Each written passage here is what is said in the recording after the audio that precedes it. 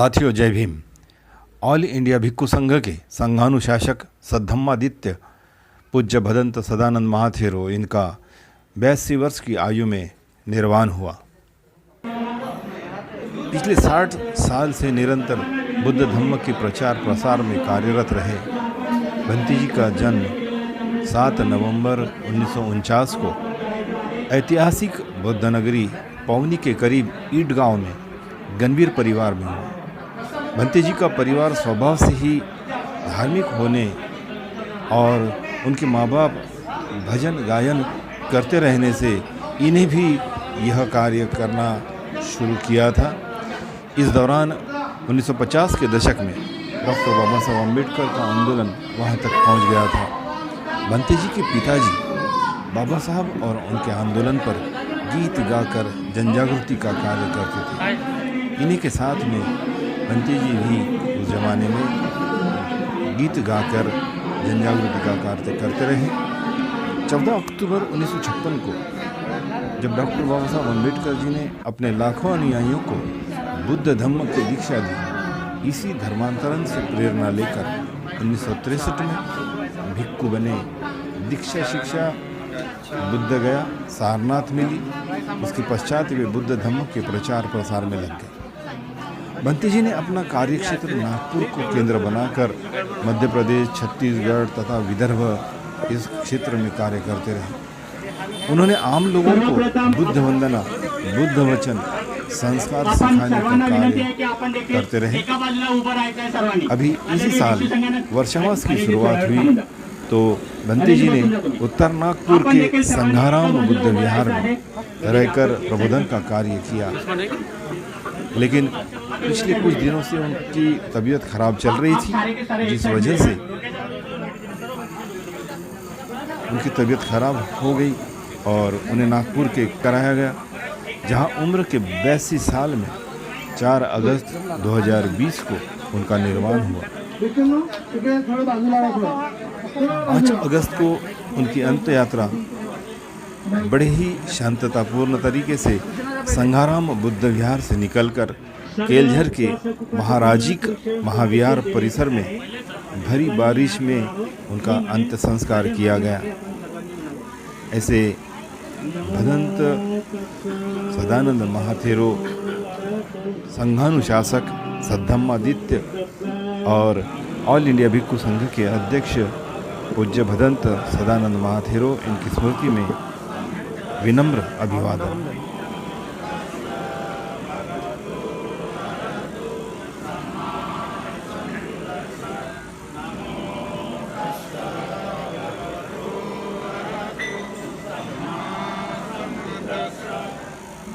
बुद्धं शरणं गच्छामि, धम्मं शरणं गच्छामि,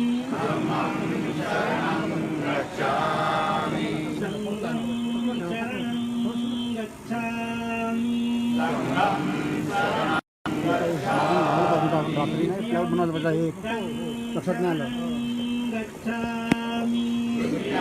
बुद्धं शरणं गच्छामि, द्वितीयंपि धम्मं शरणं गच्छामि, द्वितीयंपि धम्मं शरणं गच्छामि, द्वितीयंपि संघं शरणं गच्छामि, द्वितीयंपि संघं शरणं गच्छामि, तृतीयंपि बुद्धं शरणं गच्छामि, तृतीयंपि बुद्धं शरणं गच्छामि, तृतीयंपि धम्मं शरणं गच्छामि, तृतीयंपि धम्मं शरणं गच्छामि, तृतीयंपि संघं शरणं गच्छामि, तृतीयंपि संघं शरणं गच्छामि।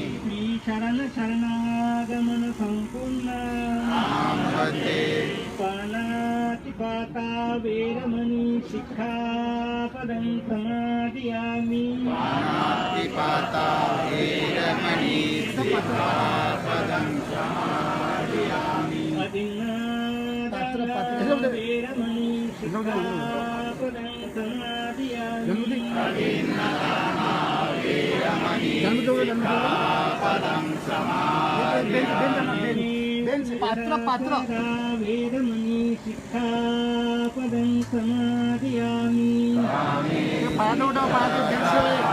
वेदमणि सिक्खापदं समादियामि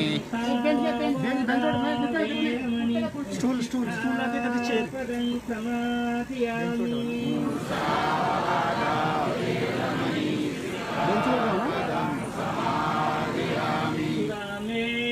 मध्यपमादट्ठाना वेदमणि शिक्षापदं समादियामि मेरय मज्जपमादकाना वेदमणि सिक्खापदं समादियामि श्रीशरणेन सपन्तशीलं धम्मं साधुकं सुरक्षितं कृत्वा अपमादेन सम्पादेथ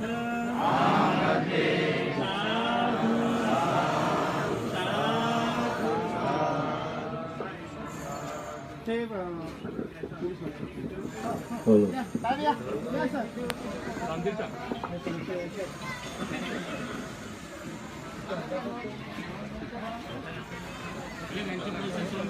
नाही आता हे यांचं ह्या उपासकांना तशी करून द्या. मग निघून जाऊ आपण मग हे यांच्याकडून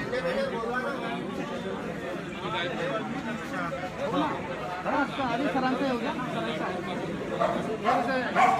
यांची स्टॉप आहे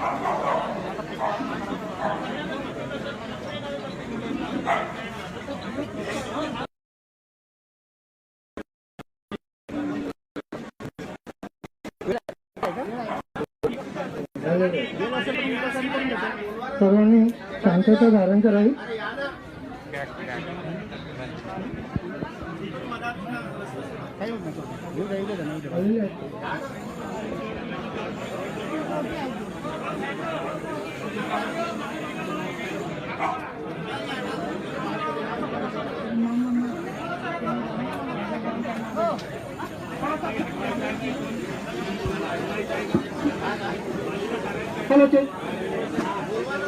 आदरणीय संघाला सूचना आहे की आदरणीय संघाने थोडंसं बाजूला व्हायचं आहे. जे उपासक वर्ग आहेत भक्तीचे जे नाईक गरीब आहेत त्यांना दर्शन घेण्याकरता आपण थोडंसं जागा मोकळी करून द्यायची. अरे उधर इधर आ जाएगा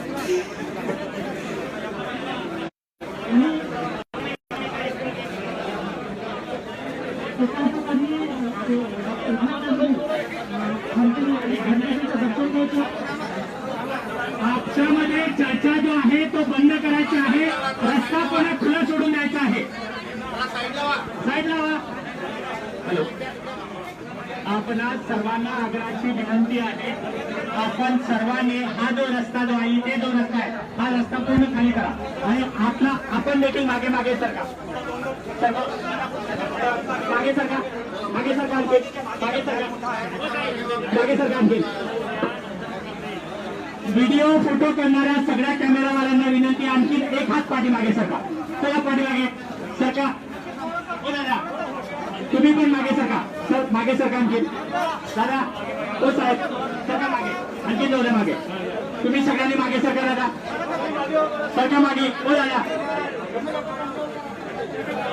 सरका आणखी. बंदीजी आपण पण मागे सरकून द्या जेणेकरून बंदीजी आपण पण सोडून द्या ना. मागे सरकून द्या ना. म्हणजे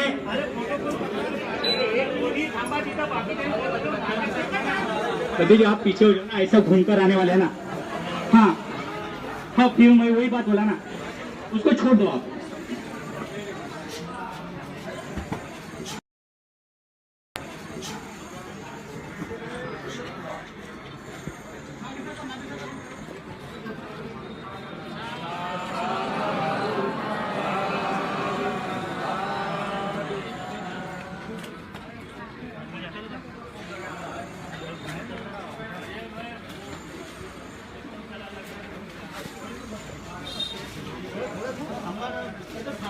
समता सैनिक दलाला विनंती आहे, त्याच्यासोबत आपण देखील सलामी द्यायची आहे. Hello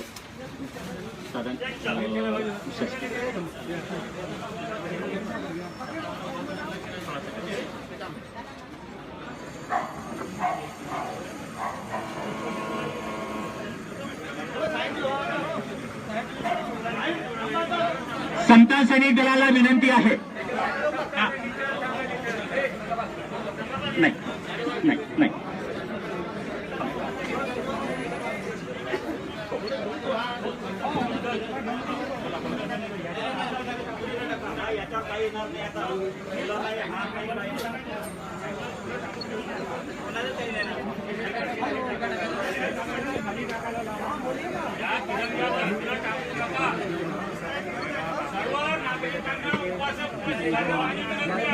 hello. सर्व उपासकांना विनंती आहे की आपण हा जो रस्ता जो आहे कधी आपण हा रस्ता खुला सोडून दे, जेणेकरून उपासक जे आहे ते अशा पद्धतीचं राऊंड मारून जातील आणि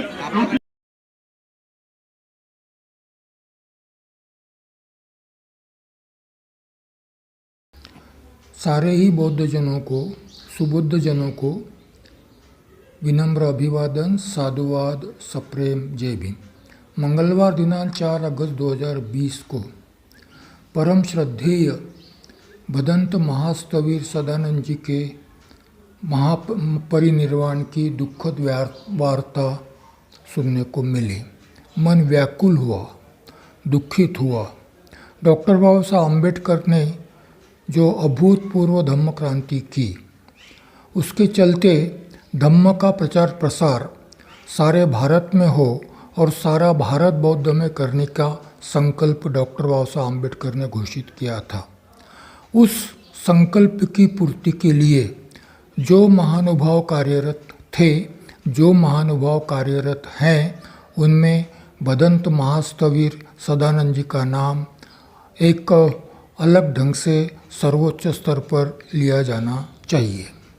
भंते जी की अपील जो थी, धम्म के बारे में जो प्रवचन वह देते थे, धम्म की देशना जो वह देते थे, वो गांव के आदमी से लेकर तो अंतर्राष्ट्रीय स्तर पर वह अपने प्रवचन के लिए, धम्म की देशना के लिए जाने जाते थे। गांव के लोग जितना उनका आदर करते थे, उतना ही आदर राष्ट्रीय स्तर पर वह पाते थे और अंतर्राष्ट्रीय स्तर पर भी पाते थे। धम्म का ज्ञान, धम्म का विज्ञान, धम्म का प्रचार, धम्म का प्रसार केवल वाणी से ही नहीं, उन्होंने अनेक किताबें लिखकर भी धम्म प्रचार में अपना योगदान दिया है। साथ ही जैसे कहा गया है कि भंडारा जिला उनकी जन्मभूमि थी, परंतु उन्होंने अपनी कर्मभूमि केलझर बनाई, जहाँ पर महाराजिक महाविहार की स्थापना की। वह भंते जी का चिरंतन स्मारक कहलाएगा। भंते जी ने जो कार्य आरंभ किया था धम्म प्रचार का, मैं आशा करता हूँ कि महाराजिक महाविहार इस कार्य को आगे बढ़ाने में तत्पर होंगे। कुछ लोग ऐसे होते हैं जो सिर्फ धम्म बताते नहीं हैं, धम्म बोलते नहीं हैं, धम्म जीते भी हैं। ऐसे लोगों को एक रोल मॉडल कहा जाता है। भंते जी जहाँ भी गए वहाँ लोगों ने मन से उनका आदर किया, क्योंकि वह धम्म सिर्फ बताते नहीं थे, वह धम्म जीते भी थे। ऐसे व्यक्ति आज शरीर से हम में से चले गए हैं, परंतु उनकी स्मृति चिरंतन हमारे हृदय में रहेगी। जब तक बाबा साहब का भारत के बौद्ध में करने का संकल्प पूरा नहीं होता, तब तक बाबा साहब के आदर्शों के साथ साथ भंते जी, सदानंद जी के आदर्शों को भी हमें साथ में लेकर चलना होगा और इस संकल्प की पूर्ति के लिए प्रयास करने होंगे। जब सारे ही बौद्ध जन इस संकल्प की पूर्ति के लिए प्रयास करने का संकल्प करेंगे, वही मैं जानता हूँ कि भंते सदानंद जी की स्मृति को विनम्र अभिवादन होगा। मैं फिर से एक बार उनकी स्मृति को विनम्र अभिवादन करते हुए उनके प्रति अपनी श्रद्धांजलि प्रकट करता हूँ। धन्यवाद। मैं भदंत हर्ष बोधी, पूजनीय भदंत सदानंद जी मास्थेरो इनका निधन दिनांक 4 अगस्त 2020 को हॉस्पिटल में हुआ। ये समाचार मिलते ही भारतीय भिक्षु संघ में और बौद्धों में दुख की लहर पैदा हुई। मुझे भी बहुत दुख हुआ। 5 अगस्त को राम जन्मभूमि का भूमि पूजन का शिलान्यास था। इसके पूर्व में बुद्धगया से बनते प्रज्ञादीप के द्वारा जल और मिट्टी शिलान्यास को देना और बाद में बनते जी का निधन होना, ये साबित होता है कि कहीं ना कहीं बनते जी को इस घटना से सदमा पहुंचा हो। लेकिन बनते जी का निधन होने के बाद हमें भी दुख महसूस हुआ, क्योंकि मैं भी उन्हें व्यक्तिगत 87 से जानता हूँ। उनका स्वभाव बिल्कुल अच्छा था, शांत रूप स्वभाव के थे। वैचारिक मतभेद हमारा था, लेकिन मनभेद नहीं था। कभी कभी बोधगया में या कई अन्य कार्यक्रम में मिलते थे तो अच्छी बात होती थी, भिक्षु संघ के संदर्भ में, बौद्ध धर्म के प्रचार के संदर्भ में, कि बौद्ध भिक्षु संघ का कैसे होगा, समाज का क्या होगा, इस तरह से बातें चलती थी। लेकिन दिनांक 5 अगस्त को केरझड़ में उन्हें अंतिम संस्कार विधि के लिए लाया गया। हम भी उसमें साथ में थे। काफ़ी भिक्षु संघ साथ उपस्थित था। अखिल भारतीय भिक्षु संघ के महाराष्ट्र के पदाधिकारी अध्यक्ष बोधीपाल जी थे, उपगुप्ता जी थे, खेमधम्मो जी थे, धम्मक सेवक थे, अन्य वरिष्ठ भिक्षु संघ थे, मैं भी था, कृपाशरण जी थे, करुणा बोधि थे, हतदर्शित थे। ऐसे अन्य भिक्षु उपस्थित थे। ऐसे अन्य भिक्षु के उपस्थिति में उनका अंतिम संस्कार होना और भिक्षु संघ का उपस्थिति होना, साथ ही साथ प्रशासन के द्वारा उनको सम्मान देना, महाराष्ट्र सरकार ने उनके अंतिम संस्कार विधि के दिन तोपों के द्वारा उनको सलामी दी और प्रशासकीय व्यवस्था के माध्यम से भी उनको सम्मान दिया गया। जहाँ तक मुझे अच्छी बात है, मैं मैत्री चैनल के माध्यम से एक निवेदन करना चाहता हूँ और एक संदेश देना चाहता हूँ कि आदमी का जीवन और मरणात्व लगा है। मैंने भी कई भिक्षुओं से चर्चा की, कहा कि भंते जी जाने के बाद हमारा भी नंबर लगने वाला है और भंते जी जाने के बाद शासकीय प्रशासकीय शासन के माध्यम से उनको सलामी देना, संस्कार करना, ये भी हमको थोड़ी देर के लिए अच्छा लगा। लेकिन मैं अपना चिंतन अपनी व्यक्तिगत राह बता रहा हूँ। मेरे मन में जो उत्पन्न हुआ मैं दर्शकों को बताना चाहता हूँ कि भंते जीवित होते और जीवित होने के बाद ही अगर प्रशासकीय सम्मान देते तो बहुत अच्छा लगता। मरने के बाद आदमी तो कुछ देखता नहीं है, क्या होने वाला है, क्या नहीं होने वाला है। लेकिन जीवित होने के बाद, जिंदा रहने के बाद उधर अगर सम्मान मिलता है तो मुझे लगता है कि कहीं ना कहीं वो अपने कर्मों से, अपने कार्य से प्रसन्न होकर उनके मन को शांति मिलती है। मरने के बाद मैं भी मरने वाला हूँ, मेरे मरने के बाद क्या होने वाला है, क्या करने वाले, कैसा होने वाला है, मिलने वाले कि जलाने वाले हैं कि नहीं, लोग आने वाले कि जाने वाले नहीं है, कि ऐसे ही मरने वाला हूँ, किसने देखा है। लेकिन जीवित रहने के बाद जो अनुभव मिलता है, देखने को मिलता है अपने कार्य का, वो और बात है। साथ ही साथ भंते सदानंद जाने से ऐसी कई संघ में कमियां महसूस हुई है।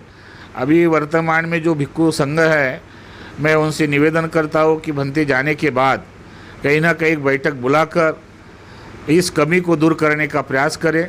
भंते जी कई देश विदेश में गए, उनका लिखान भी था, लिखान भी लिखते थे, बंगाली भी लिखते थे, हिंदी में लिखते थे, इंग्लिश में लिखते थे। जैसे मिलिंद प्रश्न जैसे पुस्तक का लिखकर एक बहुत बड़ा बुद्ध धर्म के प्रचार में योगदान भी रहा है उनका। मैं व्यक्तिगत उनके इस निर्वाण के बाद मैं व्यक्तिगत उनको श्रद्धांजलि अर्पित करता हूं और निवेदन करता हूं। मुझे पता है उस दिन 5 तारीख को घोषणा भी की है, जो भंते ज्ञान बोधि जो संगाराम विहार को देखते हैं और संगाराम विहार में ही वो ठहरे थे, उन्होंने काफ़ी उनकी सेवा देखभाल की है। तो 11 तारीख को उनके माध्यम से संगदान भी होने वाला है। तमाम भिक्खु संघ वहाँ पर पधारने वाला है। निश्चित रूप से मैं भी जाऊंगा उनके शोक सभा में। उनके श्रद्धांजलि इसमें जाने के बाद उनके कई कार्य है, वो कार्य पूरे करने का भिक्खु संघ प्रयास करे। उनकी जो आकांक्षा होगी, जो उनकी मनीषा होगी, उनकी जीवन चरित्र के बारे में कुछ है बातें, वो भी सामने आना चाहिए। उनके कार्य के बारे में लोगों को मालूम होना चाहिए। और मैं आज पूरे भारत के भिक्खु संघ को निवेदन करता हूँ, बुद्ध को निवेदन करता हूँ कि भंते सदानंद जी के जाने के बाद एक कमी महसूस हुई है। चाहे 80-82 वर्ष के हुए थे, लेकिन फिर भी एक भिक्खु संघानुशासक होने के नाते एक उनकी अपनी गरिमा थी। मैं व्यक्तिगत भदंत हर्षबोधि उनको मन से, काया वाचा मन से भावपूर्ण श्रद्धांजलि अर्पित करते हुए उसको ये जो निधन हुआ है, उनका संस्कार विधि हुआ है, मैं अपना व्यक्तिगत श्रद्धांजलि, भावपूर्ण श्रद्धांजलि अर्पित करता हूँ। और तमाम बुद्ध अनुयायी बुद्ध भिक्षुओं से फिर एक बार निवेदन करता हूँ कि भंते जी के जाने के बाद अभी बहुत कुछ भिक्खु संघ को करना है, बहुत कुछ समझना है, बहुत कुछ ऐसे कार्य करना है। और जल्दी से जल्दी भिक्खु संघ ने बैठक लेकर कुछ उनके अधूरे कार्य है वो पूरे करने का प्रयास करे। नमो बुद्धाय। जय भीम।